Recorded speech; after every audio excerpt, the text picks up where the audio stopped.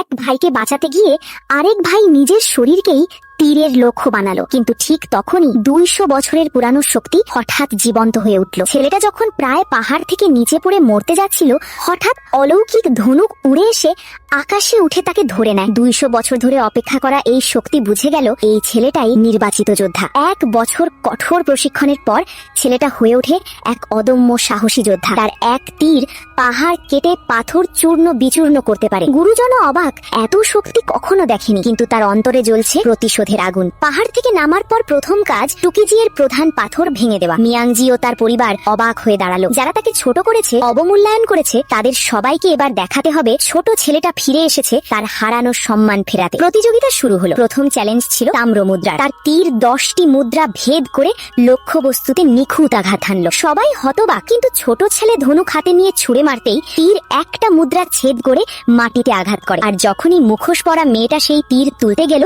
তখনই মাটি ফেটে গেল। আর এক তীরেই সে সবাইকে অবাক করে দিল। মুখোশধারী নারী বুঝলো এই ছেলেটা মোটেও সাধারণ নয়, সে নিজের আসল শক্তি লুকিয়ে রেখেছে। পরের চ্যালেঞ্জ আরো কঠিন। প্রাচীন 7 নক্ষত্র পূর্ব সম্রাটের বেল পার করে লক্ষ্য পূরণ করা। কেউ এত বছর ধরে করতে পারেনি, কিন্তু ছোট ছেলে প্রস্তুত। প্রতিশোধ, শক্তি এবং নির্বাচিত হওয়ার মর্যাদা সবই এখন প্রকাশের সময়। দর্শকরা এখন শুধু একটাই জানতে চায়, ছোট ছেলে কি সব হারানোর সম্মান এবং শক্তি ফিরে পাবে? আর মুখোশধারী নারী কেন এত আগ্রহী তার প্রতি?